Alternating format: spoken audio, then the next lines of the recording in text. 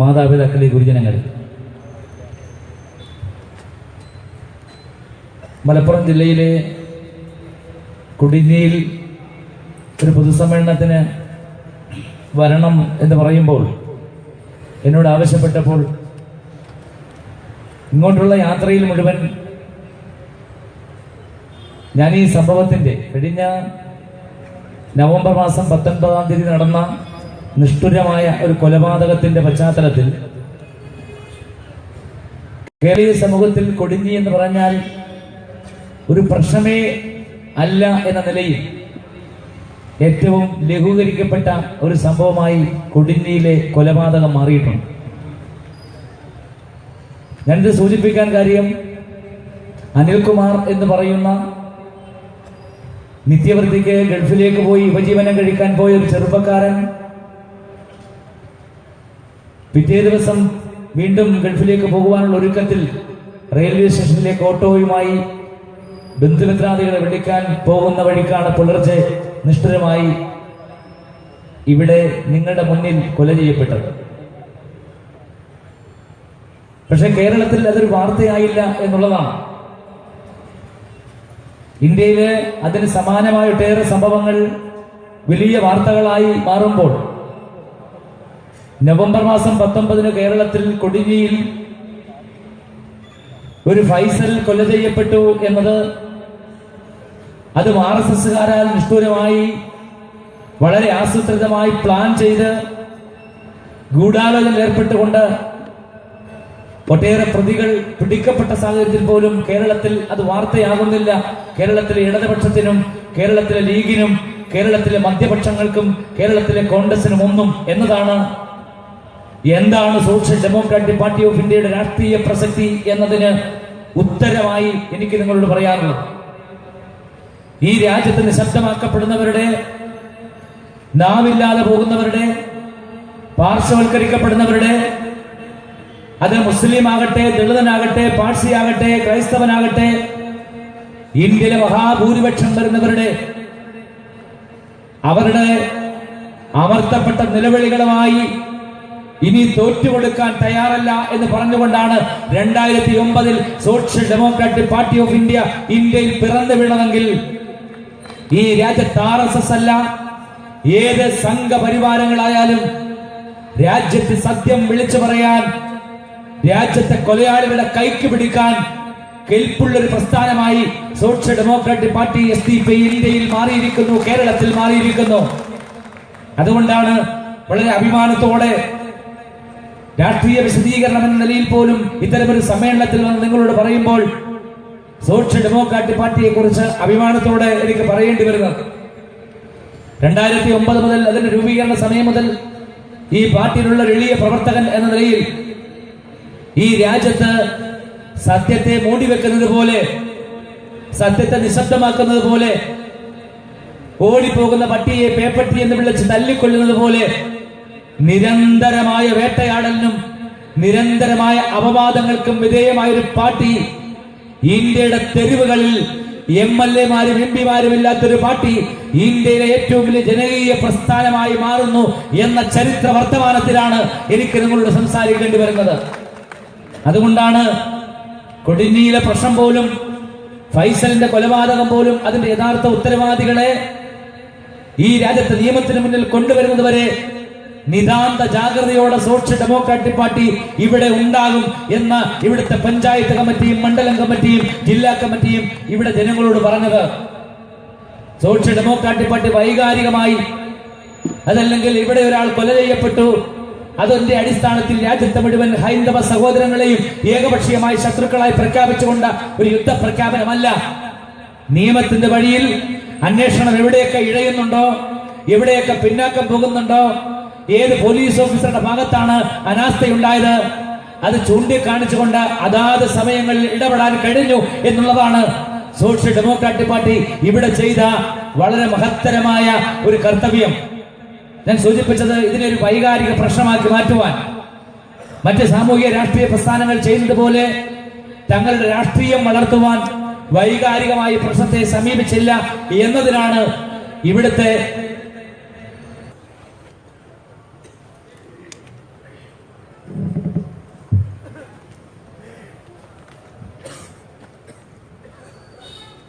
അങ്ങനെ നിശബ്ദമായി ഇന്ത്യയിൽ ഉയർന്നു വരുന്ന ദളിത്, പിന്നോക്ക, ആദിവാസി വിഭാഗങ്ങളുടെ ശാക്തീകരണം ലക്ഷ്യം വെച്ചുകൊണ്ടാണ് സോഷ്യൽ ഡെമോക്രാറ്റിക് പാർട്ടി പിറന്നു വീണതെങ്കിൽ ഈ പ്രസ്ഥാനത്തെ അത്തരത്തിൽ തന്നെ ഏകപക്ഷീയമായി ടാർഗറ്റ് ചെയ്തുകൊണ്ടുള്ള മുഴുവൻ രാഷ്ട്രീയ പ്രസ്ഥാനങ്ങളുടെയും എതിർപ്പ് ഏറ്റുവാങ്ങിയ പ്രസ്ഥാനമായി ഇന്ന് സോഷ്യൽ ഡെമോക്രാറ്റിക് പാർട്ടിയെ നിങ്ങൾക്കറിയാം. അതിന്റെ പ്രധാന കാരണം രാജ്യത്തുണ്ടാകുന്ന സത്യത്തെ അസത്യമാക്കാൻ ശ്രമിക്കുമ്പോൾ 1000 നുണകൾ ആവർത്തിച്ചുകൊണ്ടൊരു സത്യത്തെ, കള്ളത്തെ സത്യമായി പ്രചരിപ്പിക്കാൻ ശ്രമിക്കുമ്പോൾ അതിനെയെല്ലാം എതിർത്തുകൊണ്ട് നീതിയുടെ പക്ഷത്ത് നിൽക്കുന്നു എന്നതുള്ളതാണ്. 2009 ജൂൺ മാസം 21 പാർട്ടി പ്രഖ്യാപിക്കുമ്പോൾ ഇത് മുന്നോട്ട് വെച്ചൊരു മുദ്രാവാക്യം തന്നെ ഇന്ത്യയിലെ മുഴുവൻ ജനാധിപത്യ വിരുദ്ധ ശക്തികളുടെയും ഉറക്കം കെടുത്തുന്നതായിരുന്നു. ഭയമില്ലാത്തൊരു ഇന്ത്യ, വിശപ്പില്ലാത്തൊരു ഇന്ത്യ. ഈ രാജ്യത്ത് ജനാധിപത്യത്തിന്റെ സ്വാതന്ത്ര്യ അനന്തര ഘട്ടത്തിൽ പോലും ഏകദേശം 60 ആണ്ടുകൾ പിന്നിട്ട വേളയിൽ രാജ്യത്തെ ബഹുഭൂരിപക്ഷം വരുന്നവരെയും ഭയപ്പെടുത്തിക്കൊണ്ട്, കീഴ്പ്പെടുത്തിക്കൊണ്ട് രാജ്യം ഭരിച്ചുകൊണ്ടിരുന്ന ശക്തികൾക്കെതിരെ ഇനി ഞങ്ങൾ ഭയപ്പെടുകയില്ല, ഇനി ഞങ്ങൾ കീഴ്പ്പെടുകയില്ല എന്ന മുദ്രാവാക്യമാണ് 2009 വെച്ചതെങ്കിൽ അത് ഉയർത്തിപ്പിടിച്ചുകൊണ്ട് കഴിഞ്ഞ 7 വർഷക്കാലമായി SDP മുന്നോട്ട് പോവുകയാണ്. ഈ ഘട്ടത്തിലാണ് ഇന്ത്യയിൽ ഇപ്പോൾ നമ്മളെ ഭയപ്പെടുത്തുന്ന 925 കമ്മ്യൂണിസ്റ്റ് പ്രസ്ഥാനങ്ങൾ രൂപീകൃതമായ അതേ വർഷം തന്നെ ഈ രാജ്യത്തെ ഹൈന്ദവ സമൂഹത്തിനിടയിൽ ഒരു വലിയ ഭീകര സംഘടനയായി രൂപം കൊണ്ട RSSഉം അതിന്റെ ഏകദേശം 90 വർഷം പിന്നിടുമ്പോൾ രാജ്യത്തിന്റെ അധികാരത്തിലേക്ക് വരുന്ന ഒരു ഘട്ടം, ഒരു രാഷ്ട്രീയ സാഹചര്യം ഉണ്ടായത്. 2009 ഞങ്ങൾ പറഞ്ഞ, SDP പറഞ്ഞ വിശപ്പില്ലാത്തൊരു ഇന്ത്യ, ഭയമില്ലാത്തൊരു ഇന്ത്യ എന്ന മുദ്രാവാക്യത്തിന്റെ അടിസ്ഥാനത്തിൽ ഇന്ത്യയിലെ മുഴുവൻ ഏകദേശം 20-21 സംസ്ഥാനങ്ങളിലോളം പാർട്ടിയെ കെട്ടിപ്പടുക്കുവാൻ SDP കഴിഞ്ഞു എന്നുള്ളതാണ്. ഈ എതിർപ്പിനിടയിലും പാർട്ടി മുന്നോട്ട് പോകാനുണ്ടായ കാരണങ്ങളെ സംബന്ധിച്ച് വിലയിരുത്തുമ്പോൾ നാളെ ചരിത്രത്തിന് വിലയിരുത്താനുണ്ടാവുക. 2014 പാർലമെന്റ് തെരഞ്ഞെടുപ്പിൽ എന്ന് പറഞ്ഞാൽ നരേന്ദ്രമോദിയോ സംഘപരിവാരങ്ങളോ രാജ്യത്തിന്റെ അധികാരത്തിൽ വരുമെന്ന് വിദൂരമായി പോലും പ്രവചിക്കാതിരുന്നൊരു ഘട്ടത്തിൽ മോഡി വരുന്നേ ഈ രാജ്യത്തിന്റെ അധികാരത്തിലേക്ക് വരാൻ പോകുന്നു എന്ന പ്രവചനാത്മകമായ മുദ്രാവാക്യം, ഒരു പ്രചരണ ഗാനം പോലും ഞങ്ങളുടെ തെരഞ്ഞെടുപ്പ് പ്രചരണ വാഹനത്തിൽ കേരളത്തിലുണ്ടായിരുന്നു. ഞാൻ പറഞ്ഞത്, രാജ്യത്തെ സംഘപരിവാരങ്ങൾ, RSSകാർ അവരുടെ മൂശയിൽ ഉണ്ടാക്കുന്ന വ്യത്യസ്തങ്ങളായ 100 കണക്കിന് വരുന്ന പേരുള്ളതും പേരില്ലാത്തതുമായ പ്രസ്ഥാനങ്ങളുടെ അതിന്റെ ലക്ഷ്യം ഈ രാജ്യത്ത് അസ്വസ്ഥത വിതരുകയാണ്. രാജ്യത്ത് ഒരു ഏകാധിപത്യ ഹൈന്ദവ ഭീകരവാദത്തിലേക്ക് രാജ്യത്തെ കൊണ്ടുപോവുക എന്നതാണ് എന്ന് ആദ്യം മുതലേ പറഞ്ഞുകൊണ്ടിരിക്കുന്ന പാർട്ടിയാണ് സോഷ്യൽ ഡെമോക്രാറ്റിക് പാർട്ടി. അതുകൊണ്ടാണ് ഫൈസലിന്റെ വധമുണ്ടായപ്പോഴും കൊലപാതകം ഉണ്ടായപ്പോഴും വൈകാരികമായ തലത്തിൽ അതിവൈകാരികത്തിലേക്ക് പോകാതെ, വലിയ പ്രക്ഷോഭങ്ങൾക്ക് മലപ്പുറത്തിന്റെ മണ്ണിൽ നേതൃത്വം കൊടുക്കാതെ, അതിന്റെ യഥാർത്ഥ പ്രതികളെ രാജ്യത്തെ നിയമത്തിന് മുന്നിൽ കൊണ്ടുവരാനുള്ള ഒരു പോരാട്ടത്തിന്റെ ഭാഗമായി വളരെ നിശബ്ദമായി ഇത് നോക്കിക്കൊണ്ട് ഞങ്ങൾ നിന്നത്. അതുകൊണ്ടാണ് ഒട്ടേറെ പാർട്ടികൾ ഇവിടെ വന്ന പൊതുസമ്മേളനങ്ങൾ വെച്ചിട്ട് പോകുമ്പോഴും ഏറ്റവും അവസാനമായി സോഷ്യൽ ഡെമോക്രാറ്റിക് പാർട്ടി നയം വിശദീകരിക്കുവാൻ ഏറ്റവും അവസാനം പോലും ഒരു നയവിശദീകരണ സമ്മേളനം സംഘടിപ്പിച്ചത്. നമുക്കറിയാം, രാജ്യം അതിസങ്കീർണമായ ഒരു പക്ഷത്തിലേക്ക് പോകുന്നു. അതിസങ്കീർണമായ ദേശീയ രാഷ്ട്രീയ സാഹചര്യം, അതൊക്കെ വിശദമായി പ്രതിപാദിക്കാനുള്ള സമയമില്ല. ഈ അഹമ്മദ് സാഹിബ് എന്ന് പറഞ്ഞ കേന്ദ്രമന്ത്രിയായിരുന്ന, ഏറെക്കാലം ഈ രാജ്യത്തിന്റെ മന്ത്രിയായിരുന്ന, കേരളത്തിൽ തന്നെ ഇന്ത്യയിലെ വിദേശ രാജ്യങ്ങളെ പ്രതികരിച്ചുകൊണ്ട് വിദേശകാര്യ സഹമന്ത്രിയായൊക്കെ പ്രവർത്തിച്ച ഒരു മന്ത്രിയെ പോലും, മുൻ മന്ത്രിയെ പോലും അദ്ദേഹത്തിന്റെ മരണത്തിന്റെ കാലഘട്ടത്തിൽ പാർലമെന്റിനകത്ത് കുഴഞ്ഞു വീഴുന്ന സമയത്ത് പോലും അദ്ദേഹത്തെ കൊല്ലാക്കൊല ചെയ്തുകൊണ്ട് അദ്ദേഹത്തിന്റെ മരണം നീട്ടിവെച്ച സംഘപരിവാര ഭീകരരുടെ മുന്നിലാണ് വർത്തമാനത്തിൽ നമ്മൾ ഇന്ന്. എന്ന് പറഞ്ഞാൽ എത്രത്തോളം മനുഷ്യന്റെ മരണത്തെ പോലും ഈ രാജ്യത്ത്, ആ മനുഷ്യന്റെ മരണത്തിൽ പോലും അവനെ അംഗീകരിക്കാൻ കഴിയാത്ത, ആദരിക്കാൻ കഴിയാത്ത ഒരു ഫാസിസ്റ്റ് ഭരണകൂടം അതിന് ഒത്താശ ചെയ്യുന്ന സംഘപരിവാരങ്ങൾ രാജ്യത്തിന്റെ അധികാരം കൈയാളുന്ന അവസ്ഥയുണ്ടാകും. 2009 ഞങ്ങളിത് പറഞ്ഞതാ. അന്ന് മുസ്ലിം ലീഗ് ചോദിച്ചു, എന്തിനാണ് നിങ്ങൾ ബേജാറാകുന്നത്? ഈ മലപ്പുറത്ത് മുസ്ലിം ലീഗ് ഉണ്ടല്ലോ. ഞങ്ങൾ പറഞ്ഞത്, നിങ്ങൾ മലപ്പുറത്തുണ്ടായിരിക്കാം, പക്ഷെ ഞങ്ങള് ഇന്ത്യയിലെ ആസേദ് ഹിമാചലം അടിച്ചേൽപ്പിക്കാൻ പോകുന്ന രാജ്യത്തെ ഭീകരതയ്ക്കെതിരെ സംസാരിക്കുന്ന ചെറുത്തുനിൽപ്പിന്റെ രാഷ്ട്രീയ പ്രസ്ഥാനമായതുകൊണ്ട് മലപ്പുറത്ത് എന്നത് മാത്രമല്ല, ഇന്ത്യയിലെമ്പാടും ഈ പ്രസ്ഥാനം കെട്ടിപ്പടുക്കുക എന്നതാണ് ഞങ്ങളുടെ ദൗത്യം. അതുകൊണ്ടാണ് കേരളത്തിൽ നിന്നല്ല, ഇന്ത്യയിലെമ്പാടും ഇന്ന് സോഷ്യൽ ഡെമോക്രാറ്റിക് പാർട്ടിയുടെ ചുണക്കുട്ടന്മാർ ഈ മുദ്രാവാക്യവുമായി ഇന്ത്യയുടെ തെരുവുകളിൽ അതിശക്തമായി മുന്നേറിക്കൊണ്ടിരിക്കുന്നത്. രാജ്യത്ത് ജാഗ്രതയോടെ ജനാധിപത്യത്തിന് കാവൽ നിൽക്കുന്ന, അനീതിക്കെതിരെ ശബ്ദിക്കുന്ന, ഈ രാജ്യത്തൊരു അനീതി ഉണ്ടായാൽ സൂര്യൻ അസ്തമിക്കുന്നതിന് മുമ്പേ അത് ചോദ്യം ചെയ്യാൻ കഴിയുന്ന കെൽപ്പുള്ളവരായി ഇന്ത്യയിലെ സോഷ്യൽ ഡെമോക്രാറ്റിക് പാർട്ടിയുടെ പ്രവർത്തകർ ഇന്ത്യയിൽ ഏറ്റവും ശക്തമായി വിന്യസിച്ചിരിക്കുന്ന ഒരു പുതിയ പ്രസ്ഥാനമായി അത് മാറുന്നത്. 2009 ഇത് മുദ്രാവാക്യം ഞങ്ങൾ മുന്നോട്ട് വെച്ചപ്പോൾ ഞങ്ങളോട് പറഞ്ഞു, നിങ്ങൾ എന്തിനാണ് ബേജാറാകുന്നത്? കോൺഗ്രസുകാരും CPM-കാരും കമ്മ്യൂണിസ്റ്റ് പാർട്ടിക്കാരും ഇവിടുത്തെ ലീഗുകാരും ഒക്കെ പറഞ്ഞു നിങ്ങൾ എന്തിനാ ബേജാറാകുന്നത്? പക്ഷേ ഞങ്ങൾ സോഷ്യൽ ഡെമോക്രാറ്റിക് പാർട്ടിയുടെ 4 നൂറ്റാണ്ടിലധികം ഇന്ത്യൻ രാഷ്ട്രീയത്തെ വിശദാത്മകമായി പഠിച്ചിട്ടുള്ള നേതാക്കന്മാർ പറഞ്ഞിടത്തേക്ക് രാജ്യത്തെ രാഷ്ട്രീയം പോയി. 2014 ഇന്ത്യ രാജ്യത്ത് നരേന്ദ്രമോദി എന്ന 2000-ലധികം വരുന്ന മുസ്ലിങ്ങളെ നിഷ്ഠുരമായി കൂട്ടക്കൊല ചെയ്ത ഗുജറാത്തിന്റെ മണ്ണിൽ ഇന്ത്യയിലെ കേന്ദ്രമന്ത്രിയായിരുന്ന ഒരു വലിയ കോൺഗ്രസുകാരനെ പോലും നിഷ്ഠുരമായി കൂട്ടക്കൊല ചെയ്തുകൊണ്ട് വലിയ കലാപങ്ങൾ അരങ്ങേറിയ കലാപത്തിന്റെ ചോരക്കറയുമായി 12 വർഷങ്ങൾക്ക് ശേഷം രാജ്യത്തിന്റെ അധികാരത്തിലേക്ക് വന്നത്. ഇന്ന് മുസ്ലിം ലീഗ് പറയുന്നു, ഇന്ന് മാർക്സിസ്റ്റ് പാർട്ടി പറയുന്നു, ഇന്ന് കോൺഗ്രസ് പറയുന്നു, ഈ രാജ്യത്ത് വർഗീയതയെ ചെറുക്കുന്നത് ഞങ്ങളാണ് എന്ന്. എവിടെയാണ് കമ്മ്യൂണിസ്റ്റ് പാർട്ടി ഇന്ത്യയിൽ വർഗീയതയെ ചെറുത്തത്? എവിടെയാണ്?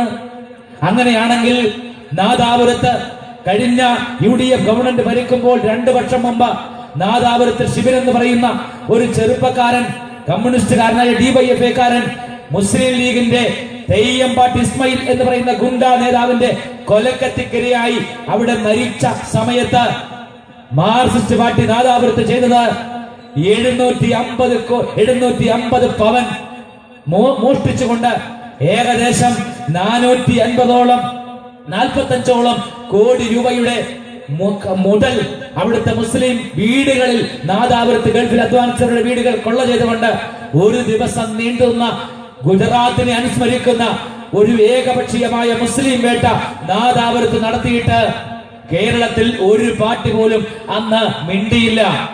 പക്ഷെ കണ്ണൂരിൽ ആ ഹൈവേയിൽ ഉദ്ഘാടനത്തിൽ പങ്കെടുത്ത വ്യക്തി എന്ന നിലയിൽ എനിക്കറിയാം, കേരളത്തിലെ മുഖ്യമന്ത്രി ഉമ്മൻചാണ്ടിയും രമേശ് ചെന്നിത്തലയും നാദാപുരം സ്ഥലത്ത് വന്നുകൊണ്ട് ആ പ്രദേശത്ത് സുഗമമായി അന്വേഷിച്ചുകൊണ്ട് പ്രതികളെ അറസ്റ്റ് ചെയ്യണം എന്ന് പറയാൻ സോഷ്യൽ ഡെമോക്രാറ്റിക് പാർട്ടി മാത്രമേ കേരളത്തിൽ ഉണ്ടായിരുന്നുള്ളൂ.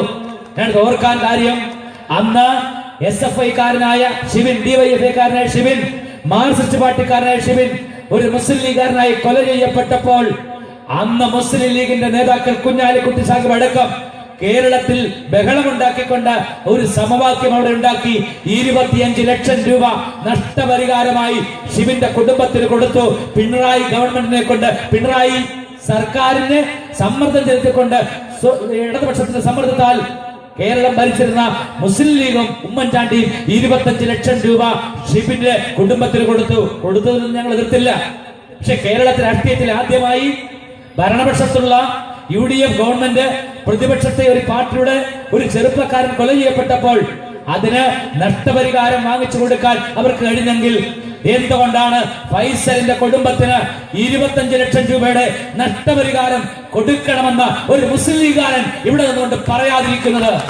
എന്തുകൊണ്ടാണ് അന്ന് നഷ്ടപരിഹാരം വേണമെന്ന് ബഹളം വെച്ച DYFA-കാരൻ പിണറായി വിജയൻ ഇരട്ടച്ചങ്കൻ കേരളം ഭരിക്കുമ്പോൾ ഈ കേരളത്തിൽ 2 മാസക്കാലമായി നീറിക്കൊണ്ടിരിക്കുന്ന ഒരു വലിയ പാവപ്പെട്ട കുടുംബത്തിലെ അത്താണിയായിരുന്ന ഒരു ചെറുപ്പക്കാരൻ കൊല ചെയ്യപ്പെട്ടത് എന്തുകൊണ്ട് കേരള ഗവൺമെന്റ് നഷ്ടപരിഹാരം പ്രഖ്യാപിച്ചില്ല എന്ന് പറഞ്ഞാൽ എന്താ? ഈ രാജ്യത്ത് സ്വന്തം പാർട്ടിക്കാരനാണെങ്കിൽ, അല്ലെങ്കിൽ സ്വന്തം പാർട്ടിയുടെ ചാവേറാണെങ്കിൽ അതിന്റെ പേരിൽ മാത്രം രാജ്യത്ത് നഷ്ടപരിഹാരങ്ങൾ വാങ്ങിച്ചു കൊടുക്കുന്നിടത്തേക്ക് നമ്മുടെ രാഷ്ട്രീയം പോകുന്നു. മാത്രമല്ല, ഇത് ചർച്ചയാക്കുന്നതിൽ മലപ്പുറത്തിന്റെ മണ്ണിൽ ഇത്തരം സംഭവങ്ങൾ ഉണ്ടാകുന്ന ആദ്യമൊന്നുമല്ല. ഞാൻ ആലപ്പുഴക്കാരനാണ്. ഈ മലപ്പുറം ജില്ലയിലുള്ള വേറെ ഏതെങ്കിലും ഒരു ജില്ലയിലാണെങ്കിൽ എന്താ സംഭവിക്കുന്നത്? എന്താണ് ഇവർ പറയുന്നത്? ഇനിയും ഫൈസൽ എന്ന് പറയുന്ന മുസ്ലിം മതം സ്വീകരിച്ച, വ്യക്തിപരമായും കുടുംബപരമായും ഇസ്ലാം സ്വീകരിച്ച ഒരു ചെറുപ്പക്കാരൻ ആ നിഷ്ഠുരമായി കൊല ചെയ്യപ്പെട്ടത് മറിച്ചൊന്ന് നിങ്ങൾ ചിന്തിക്കുക. കേരളത്തിലെ ഏതെങ്കിലും ഒരു ഹൈന്ദവ സമുദായത്തിലെ ഒരു ചെറുപ്പക്കാരനാണ് ഇതര മതസ്ഥരുടെ കൊലക്കത്തിക്കിരയായി കൊലപ്പെടുന്നതെങ്കിൽ എന്താ കേരളത്തിൽ സംഭവിക്കാൻ പോകുന്നത്? കേരളത്തിൽ എത്ര ഹർത്താൽ നടക്കും? കേരളത്തിൽ എത്ര പ്രതിഷേധം നടക്കും? കേരളത്തിൽ എത്ര ബന്ദ് നടക്കും? കേരളത്തിൽ എത്ര ട്രാൻസ്പോർട്ട് ബസ്സിന് കത്തിച്ചു കളയും? അതൊന്നും കേരളത്തിൽ മലപ്പുറത്തുണ്ടായില്ല എന്ന് പറഞ്ഞാൽ ഒരു തീവ്രവാദവും മലപ്പുറത്തില്ല, അത് അനുവദിക്കയില്ല എന്ന് പറയുന്ന ഏറ്റവും ജാഗ്രതയുള്ള സമൂഹം മലപ്പുറത്തുണ്ടായതുകൊണ്ടാണ് ഞാൻ പറഞ്ഞത്. ഏതാണ്ട് 15 വർഷമായി അബ്ദുൽ നാസർ മദനി ഇതിന് സമാനമായി കേസിൽ ജയിലിൽ അടക്കപ്പെട്ട അബ്ദുൽ നാസർ മദനി അല്ല ഒരു ഗോപാലകൃഷ്ണൻ നായരോ, അതല്ലെങ്കിൽ ഒരു ഫട്ടോ, അതല്ലെങ്കിൽ ഏതെങ്കിലും സവർണ സമുദായത്തിൽപ്പെട്ട ഒരാളോ, ഏതെങ്കിലും RSSകാരന് എന്തെങ്കിലും ബന്ധമുള്ള ഒരാളോ ആണ് കേരളത്തിന്റെ മണ്ണിൽ നാട് കടത്തപ്പെട്ട ഏത് നിയമമാകട്ടെ അതിന്റെ പേരിൽ ജയിലിൽ കിടന്നാൽ കേരളം എത്രമാത്രം വിങ്ങിപ്പൊട്ടുമായിരുന്നു എന്ന് പറഞ്ഞാൽ നമ്മൾ ഉണ്ടാക്കി വെച്ചിരിക്കുന്ന നമ്മുടെ മാധ്യമങ്ങളും, എല്ലാ മാധ്യമങ്ങളും എന്നല്ല, നമ്മുടെ രാഷ്ട്രീയ നേതൃത്വവും നമ്മുടെ ഇടതുപക്ഷവും നമ്മുടെ ഇടതുപക്ഷ സൈദ്ധാന്തികരും ഉണ്ടാക്കി വെച്ചിരിക്കുന്ന ഒരു പൊതുബോധ നിർമ്മിതി ഉണ്ടല്ലോ. ആ പൊതുബോധ നിർമ്മിതിയിൽ രണ്ടാം പൗരന്മാരായി കേരളത്തിലെ മുസ്ലിങ്ങളെ കാണുന്നു എങ്കിൽ, കേരളത്തിലെ ദളിതരെ കാണുന്നെങ്കിൽ, കേരളത്തിലെ ക്രൈസ്തവരെ കാണുന്നെങ്കിൽ, കേരളത്തിലെ പിന്നോക്കരെ കാണുന്നെങ്കിൽ അത് അനുവദിച്ചു കൊടുക്കാൻ ഞങ്ങൾ ഒരുക്കമല്ല എന്നാണ് സോഷ്യൽ ഡെമോക്രാറ്റിക് പാർട്ടിക്ക് പറയാനുള്ളത്. നമ്മൾ അങ്ങനെ വായിച്ചെടുക്കുമ്പോഴാണ് എത്രമാത്രം വിവേചനമാണ് ഫൈസലിന്റെ ഈ കുരുതിയോട്, ഫൈസലിന്റെ ഈ കൊലപാതകത്തോട് കേരളത്തിലെ ഭരണകൂടം സ്വീകരിച്ചിട്ടുള്ളത്. പിണറായി വിജയൻ എത്ര പത്രസമ്മേളനം വിളിച്ചു? പിണറായി വിജയൻ എത്ര ധീരതയോടെയാണ് നരേന്ദ്രമോദിക്കും RSSനെതിരെ സംസാരിക്കുന്നത്. ഡിവൈഎഫ്ഐയുടെ അഖിലേന്ത്യാ സമ്മേളനം എവിടെ? എറണാകുളത്ത്, തൊട്ടടുത്ത് എറണാകുളത്ത് നടക്കുമ്പോൾ അവിടെ എത്ര പ്രമേയം കേരളത്തിൽ RSSകാരുടെ കൊലക്കത്തിക്കരിയായ ഫൈസലിന് വേണ്ടി എഴുതപ്പെട്ടു? ഒരു പ്രമേയം പോലും, ഒരു വരി പോലും എഴുതപ്പെട്ടില്ല. എന്താ കാര്യം? മരിച്ചത് മുസ്ലിമാണ്. ആ മരിച്ചത് മുസ്ലിമാണെങ്കിൽ കൊന്നത് RSSകാരാണ്. RSSന്റെ ഇന്നത്തെ പത്രത്തിൽ ഞാൻ കണ്ടു ആ പ്രതിയുടെ ഫോട്ടോ ഞാൻ കണ്ടു. എന്ന് പറഞ്ഞാൽ 10-20 വർഷം മുമ്പ് തന്നെ ഇവിടെ ഒരു വലിയ ഒരു ചെറുപ്പക്കാരനെ കൊലപ്പെടുത്തിയിട്ട്, ഒട്ടേറെ ആൾക്കാരെ കൊലപ്പെടുത്താൻ ശ്രമിച്ചിട്ട് സുപ്രീം കോടതി വരെ പോയി നിയമയുദ്ധങ്ങളിൽ ജയിച്ച് നിരപരാധിയായി എന്ന് തെളിയിക്കപ്പെട്ട കള്ള തെളിവ് അടിസ്ഥാനത്തിൽ ജയിലിൽ വിടാതെ നിയമത്തിന് മുന്നിൽ വിധേയനാകാത്ത ഒരാളാണ് ഇപ്പൊ ഫൈസലിന്റെ കൊലപാതകത്തിൽ മുഖ്യ പ്രതിയായി, ആസൂത്രനായി ഇന്ന് അറസ്റ്റ് ചെയ്യപ്പെടുന്നത്. ഞാൻ പറഞ്ഞത് എത്ര പാർട്ടിക്കാർ കേരളത്തിൽ പ്രതിഷേധിച്ചു. അതുകൊണ്ട് അതിന്റെ വിശദാംശങ്ങളിലേക്കൊക്കെ എന്തായാലും AK മജീദ് ഇവിടെ സംസാരിക്കുന്നത് കൊണ്ട് ഈ രാജ്യത്ത് സോഷ്യൽ ഡെമോക്രാറ്റിക് പാർട്ടിയെ ആക്ഷേപിക്കുന്നു ഇടതുപക്ഷക്കാർ, SDPI ആക്ഷേപിക്കുന്നു ലീഗുകാർ. എന്താണ് നിങ്ങൾ എന്തിനാണ് ഈ രാജ്യത്ത് പ്രവർത്തിക്കുന്നത് എന്ന് നിങ്ങൾക്കറിയുമോ? കേരളത്തിന്റെ മണ്ണിൽ ഈ കഴിഞ്ഞ ദിവസം തിരുവനന്തപുരത്ത് AKG സെന്ററിൽ കൂടിയ CPMന്റെ കേന്ദ്ര കമ്മിറ്റി പൊളിറ്റ് ബ്യൂറോ അംഗം അടക്കമുള്ളവർ പങ്കെടുത്ത പൊളിറ്റ് ബ്യൂറോ യോഗം, സെക്രട്ടേറിയറ്റ് യോഗം, അതിന്റെ അവസാനം പുത്തരിക്കണ്ടം മൈതാനിയിൽ CPMന്റെ സംസ്ഥാന നേതാവ്, മുഖ്യമന്ത്രി, പൊളിറ്റ് ബ്യൂറോ അംഗം പിണറായി വിജയൻ പ്രകാശ് കാരാട്ടിനെ ഇരുത്തിക്കൊണ്ട് പറഞ്ഞു, കേരളത്തിൽ ഇടതുപക്ഷ ഗവൺമെന്റിന് തെറ്റുപറ്റിയിരിക്കുന്നു. UAPA എടുക്കുന്നതിൽ കേരളത്തിലെ DGPക്ക് തെറ്റുപറ്റിയിരിക്കുന്നു. കേരളത്തിന്റെ പോലീസിന് തെറ്റുപറ്റിയിരിക്കുന്നു. ഏതെങ്കിലും മുസ്ലിം ലീഗ് കേരളത്തിൽ UAPക്കെതിരെ സമരം ചെയ്തതുകൊണ്ടാണോ?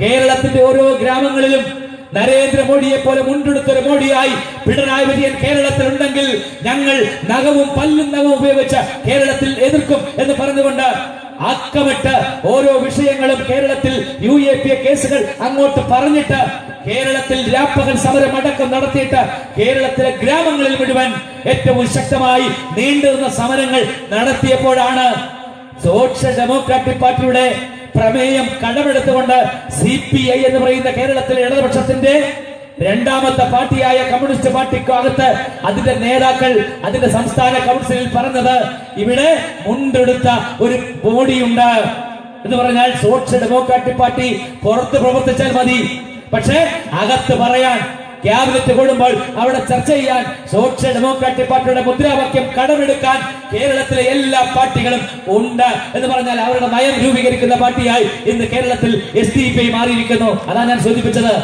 ഞങ്ങൾക്ക് ആകപ്പാടെ പിന്തുണയോടെ അങ്ങ് പൂഞ്ഞാറിൽ സോഷ്യൽ ഡെമോക്രാറ്റിക് പാർട്ടി പിന്തുണയോടെ മത്സരിച്ച് ഞങ്ങളുടെ കുറച്ച് വോട്ട് നേടിക്കൊണ്ട് ജയിച്ച ഒരൊറ്റ MLA മാത്രമേ ഉള്ളൂ കേരളത്തിൽ, PC ജോർജ്.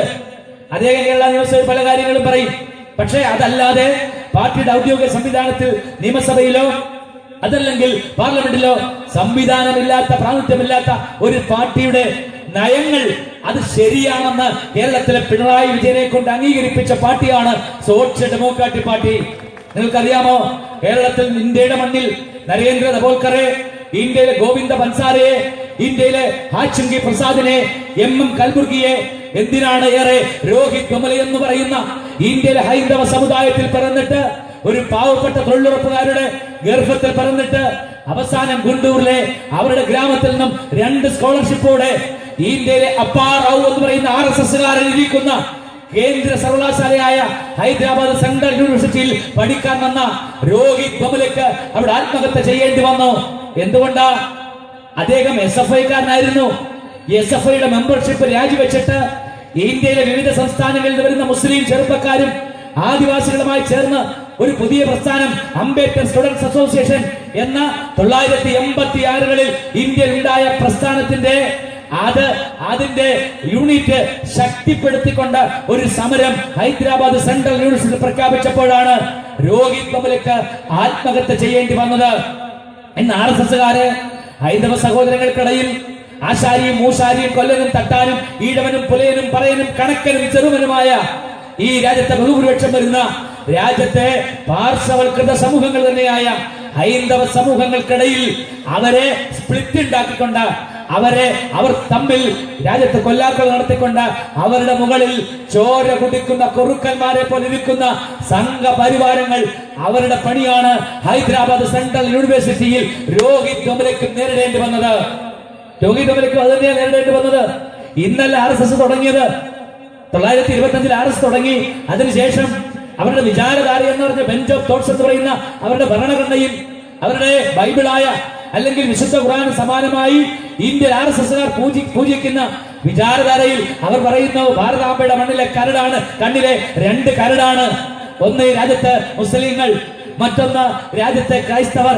ഈ 2 കരടിനെയും എടുത്തു കളഞ്ഞിട്ട് സമ്പൂർണമായി ഈ രാജ്യത്ത് ഹൈന്ദവ ഭീകരവാദം അടിച്ചേൽപ്പിക്കണം എന്നാണ് RSS പറയുന്നതെങ്കിൽ അതേ RSSന്റെ തൊട്ടപ്പുറത്ത് അതേ ത്രാസിൽ വെച്ചുകൊണ്ടാണ് സോഷ്യൽ ഡെമോക്രാറ്റിക് പാർട്ടിയെയും ഇന്ത്യയിലെ എല്ലാ പാർട്ടികളും അളന്നുകൊണ്ടിരിക്കുന്നത്. എന്ന് പറഞ്ഞാൽ എന്താ? രാജ്യത്തെ മുഴുവൻ ജനങ്ങളെയും വെല്ലുവിളിച്ചുകൊണ്ട് രോഹിത് വെമുലയെ കൊല്ലാക്കൊല ചെയ്ത ഇതേവരെ 1 വർഷം കഴിഞ്ഞു. കഴിഞ്ഞ ജനുവരി 17-ന്, ഈ ജനുവരി 17 കഴിയുമ്പോൾ 1 വർഷം കഴിഞ്ഞു. ഇന്ത്യയിലെ ദളിതർ, രാധിക വെമുല, രാജ് വെമുല അടക്കമുള്ള ഇന്ത്യയിലെ അദ്ദേഹത്തിന്റെ ബന്ധുക്കളും സുഹൃത്തുക്കളും ക്യാമ്പസുകൾ മുഴുവൻ ഉയർത്തുന്ന മുദ്രാവാക്യം എന്താ? രാജ്യത്ത് രോഹിത് വെമുല ആക്കി കൊണ്ടുവരണം. അഹമ്മദ് നജീബ് എന്ന വിദ്യാർത്ഥി അങ്ങ് കാൺപൂരിൽ നിന്നും ഉത്തർപ്രദേശിൽ നിന്നും സെൻട്രൽ യൂണിവേഴ്സിറ്റി ഇന്ത്യയിലെ JNUവിൽ പഠിക്കാൻ വന്നിട്ട് നമ്മൾ കാണുന്നില്ല. 2-3 മാസക്കാലമായി ഒരു പോലീസുകാരനും അന്വേഷിക്കുന്നില്ല. എവിടെയാണ് അഹമ്മദ് നജീബ്? അഹമ്മദ് നജീബിന്റെ ഉമ്മ കരഞ്ഞുകൊണ്ട് നടക്കുന്നു. സംഘപരിവാരങ്ങൾ ഈ രാജ്യം ഭരിക്കുമ്പോൾ രാജ്യത്ത് കൊല ചെയ്യപ്പെടുന്നവരുടെ എണ്ണം മാത്രമല്ല, കാണാതാകുന്നവരുടെ എണ്ണം, ബഹിഷ്കൃതമാകുന്നവരുടെ എണ്ണം, തിരസ്കൃതരാകുന്നവരുടെ എണ്ണം, തോറ്റുപോകുന്നവരുടെ എണ്ണം വർദ്ധിച്ചുകൊണ്ടേയിരിക്കുന്നു. ഈ സാഹചര്യമാണ് രാജ്യത്ത് 2009-ൽ സോഷ്യൽ ഡെമോക്രാറ്റിക് പാർട്ടി ഉറച്ച് വിളിച്ചു പറഞ്ഞത്, നരേന്ദ്രമോദിയും സംഘവും ഇതാ കടന്നു വരാൻ പോകുന്നു. RSSകാർ രാജ്യത്തിന്റെ ചരിത്രത്തിലേക്ക് കടന്നു വരാൻ പോകുന്നു. ഇന്നലെ വരെ തിരശ്ശീലയ്ക്ക് പിന്നിൽ, അതല്ലെങ്കിൽ രാജ്യത്തെ രാഷ്ട്രീയ പാർട്ടികളുടെ പിന്നിൽ, അതല്ലെങ്കിൽ ഇന്ത്യയുടെ സൈനിക മേധാവിത്വ സംവിധാനങ്ങൾ നുഴഞ്ഞു കയറിക്കൊണ്ട് അവർ നടത്തിയ ഭീകര പ്രവർത്തനങ്ങൾ ഇതാ 2014-ൽ രാജ്യത്ത് മെയ് മാസത്തിൽ പാർലമെന്റിന്റെ പടിക്കെട്ടിൽ വീണ് പൊട്ടിക്കരഞ്ഞ് അകത്ത് കയറിയ നരേന്ദ്രമോദി ഇതാ 2.5 വർഷക്കാലമായി ഇന്ത്യയിൽ ചെയ്തുകൊണ്ടിരിക്കുന്നു. ആരാ ഇന്ത്യയിൽ പ്രതിഷേധിക്കുന്നത്? ഒരൊറ്റ ദേശീയ ക്യാമ്പയിൻ മുസ്ലിം ലീഗ് ഇന്ത്യയിൽ നടത്തിയിട്ടുണ്ടോ? ഇന്ന് അന്താരാഷ്ട്ര ദേശീയ സെക്രട്ടറിയെയും ദേശീയ പ്രസിഡന്റിനെയും എന്തോ ദേശീയ സമിതിയൊക്കെ ഇടയ്ക്ക് കൂടുന്നെന്ന് പറയുന്നു. പക്ഷെ എവിടാ? മണിപ്പൂരിന്റെ മണ്ണിൽ നമ്മൾ കണ്ടിട്ടില്ല. ആസാമിന്റെ മണ്ണിൽ നമ്മൾ കണ്ടിട്ടില്ല, ബീഹാറിന്റെ മണ്ണിൽ നമ്മൾ കണ്ടിട്ടില്ല, ഉത്തർപ്രദേശിന്റെ മണ്ണിൽ നമ്മൾ കണ്ടിട്ടില്ല. എവിടെയാ? പക്ഷേ കർണാടകയിലും ബീഹാറിലും ആസാമിലും അരുണാചൽ പ്രദേശിലും മിസോറാമിലും ഉത്തർപ്രദേശിലും ഇന്ത്യയിലെ ആര്യാവർത്തത്തിന്റെ കേന്ദ്രമായ RSSന്റെ കേന്ദ്രമായ അയോധ്യ സ്ഥിതി ചെയ്യുന്ന അങ്ങ് ഉത്തർപ്രദേശിന്റെ ബാബറിയുടെ മണ്ണിലും ഇന്ന് പോരാട്ടം ഏറ്റെടുക്കുന്നത് സോഷ്യൽ ഡെമോക്രാറ്റിക് പാർട്ടി ഓഫ് ഇന്ത്യയാണ്. ബീഹാറിന്റെ മണ്ണിൽ, മണിപ്പൂരിന്റെ മണ്ണിൽ, ആസാമിന്റെ മണ്ണിൽ, ഒഡീഷയുടെ മണ്ണിൽ, രാജസ്ഥാന്റെ മണ്ണിൽ, ഛത്തീസ്ഗഡിന്റെ മണ്ണിൽ ഇന്ന് ചെറുതെങ്കിലും ചെറിയ തുടക്കങ്ങൾ തുടങ്ങിക്കൊണ്ട് ഈ ശാക്തീകരണത്തെ, ദളിത് പിന്നോക്ക ആദിവാസി വിഭാഗങ്ങളുടെ ശാക്തീകരണത്തെ ശക്തിപ്പെടുത്തുന്ന ഒരു പാർട്ടിയായി SDPI മാറുന്നു. ഞാൻ സൂചിപ്പിച്ചു വന്നത് 2014 നരേന്ദ്രമോദി വന്നതിനു ശേഷം ഈ രാജ്യത്ത് ഏകപക്ഷീയമായ കൂട്ടക്കുരുതികൾ അല്ലേ? രാജ്യത്തെ ദളിതനോട് പറയുന്നു, നീ ക്ഷേത്രത്തിൽ കയറാൻ പാടില്ല, നീ കോളേജിൽ പോകാൻ പാടില്ല. രോഗി കുമലയോട് ഗൈഡായി എപ്പോഴും അദ്ദേഹത്തിന്റെ റിസർച്ചിന് സഹായിയായി നിൽക്കേണ്ട അവിടുത്തെ അധ്യാപകൻ പറയുന്നു, നിനക്ക് പുല്ലിയെത്താൻ പോയിക്കൂടെ, നിനക്ക് മരുന്ന് കളിക്കാൻ പോയിക്കൂടെ, നിനക്ക് എന്താണ് രാജ്യത്തെ തെരുവുകളിൽ പുല്ല് പറിക്കാൻ പോയിക്കൂടെ, ഇഷ്ടിക ചൂളയിൽ പണിയെടുക്കാൻ പോയിക്കൂടെ, നീ എന്തിനാണ് കാൾസാകനാകാൻ വരുന്നത്? രാജ്യത്ത് RSSകാരുടെ സമാനമായി ഒരു കാലത്ത് ഈ രാജ്യത്ത് ഒളിച്ചിരുന്ന് വിദ്യ അഭ്യസിക്കാൻ വേണ്ടി ആദിവാസി ചക്രവർത്തിയായിരുന്ന, രാജ്യത്തെ ആദിവാസിയായിരുന്ന സാക്ഷാൽ ഏകലവ്യൻ, നിങ്ങൾക്കറിയാം, അദ്ദേഹത്തിന് തപസ് ചെയ്യേണ്ടി വന്നു. ഒളിച്ചിരുന്നു കൊണ്ട് ദ്രോണാചാര്യർ, അർജുനൻ എന്ന് പറയുന്ന അന്നത്തെ സവർണ വിദ്യാർത്ഥികൾക്ക് അക്ഷരം പഠിപ്പിച്ചു കൊടുത്ത ദ്രോണർ എന്ന് പറയുന്ന ഗുരുനാഥന്റെ വിദ്യ ഒളിച്ചിരുന്ന് കണ്ടുപഠിച്ച വില്ലാളി വീരനായ ഏകലവ്യന്റെ പെരുവിരൽ അറുത്തു വാങ്ങിച്ച ഒരു ചരിത്രം ഇന്ത്യക്കുണ്ട്. ഈ രാജ്യത്ത് ശംഭുകന്റെ, നിങ്ങൾക്കറിയാമല്ലോ, ശൂദ്രനായ ശംഭുകന്റെ തലയെടുത്ത് സരയൂ നദിക്കരയിലേക്ക് വലിച്ചെറിഞ്ഞ ഒരു പഴയ കാലഘട്ടത്തിലേക്ക് ഈ രാജ്യം കൊണ്ടുപോകണം എന്നാണ് RSS പറയുന്നത്. ഏകലവ്യന്റെ പെരുവിരലല്ല തലയെടുത്ത് കളഞ്ഞ രാജ്യത്തെ കേരളത്തിൽ പോലും എല്ലാവരും തുല്യരായി ജീവിച്ച ഒരു കാലഘട്ടം കേരളത്തിൽ ഉണ്ടാക്കിയ മഹാബലിയെ എന്ന് പറഞ്ഞാൽ ബലി കൊടുക്കപ്പെട്ട മഹാബലിയെ പോലും ഇന്ന് അത് ഐത്തജാതിക്കാരനായിരുന്നു അയാൾ. ഇവിടെ മഹാബലി അല്ല വേണ്ടത്, വാമനനാണ്, ചവിട്ടിത്താഴ്ത്തിയ ആളെയാണ് പൂജിക്കേണ്ടത് എന്ന് ഇവിടെ തവർണനോട് പറഞ്ഞു കൊടുക്കുന്ന പുതിയ ചരിത്രം ഇന്ന് വ്യാഖ്യാനിച്ചുകൊണ്ടിരിക്കുന്നു. ശശികലമാർ, മോഡി വരെ, അമിത്ഷാ വരെ കേരളത്തിൽ സർക്കുലർ അയച്ചു അല്ലേ? ഇന്ന് ഈ കേരളത്തിൽ വാമനന് പകരം, മഹാബലിക്ക് പകരം വാമനാണ് എന്ന് പറഞ്ഞാൽ ഒരു കാലഘട്ടത്തിൽ ദളിതനായി, അധസ്ഥിതനായി, പിന്നോക്കനായി, ആദിവാസിയായി, ഈഴവനായി, ആശാരിയായി, മൂശാരിയായി, കൊലനായി ജീവിച്ചതിന്റെ പേരിൽ രാജ്യത്ത് ബലി കൊടുക്കപ്പെടേണ്ടി വന്ന, തോറ്റുകൊടുക്കേണ്ടി വന്ന, അടിമകളാക്കപ്പെട്ട ജനസമൂഹത്തിന്റെ വിമോചന പോരാട്ടത്തിൽ ഒരിവിടെയെങ്കിലും ചരിത്രത്തിൽ ഒരിക്കൽ പോലും ഇന്ത്യയിലെ RSSകാരോ അവർ മുന്നോട്ട് വെക്കുന്ന സംഘപരിവാരങ്ങളുടെ ആശയങ്ങളോ ഒരു കാലത്ത് പോലും വിമോചന പരതയായി നിന്നിട്ടില്ല എന്നതാണ് ഒരു ചരിത്ര വിദ്യാർത്ഥിയായ എനിക്ക് നിങ്ങളോട് പറയാനുള്ളത്. ഞങ്ങൾ കമ്മ്യൂണിസ്റ്റുകളോട് സമ്മതിക്കാൻ തയ്യാറാ, ഞങ്ങൾ കോൺഗ്രസുകാരോട് സമ്മതിക്കാൻ തയ്യാറാ, ഞങ്ങൾ RSSകാരോട് സമ്മതിക്കാൻ തയ്യാറാ.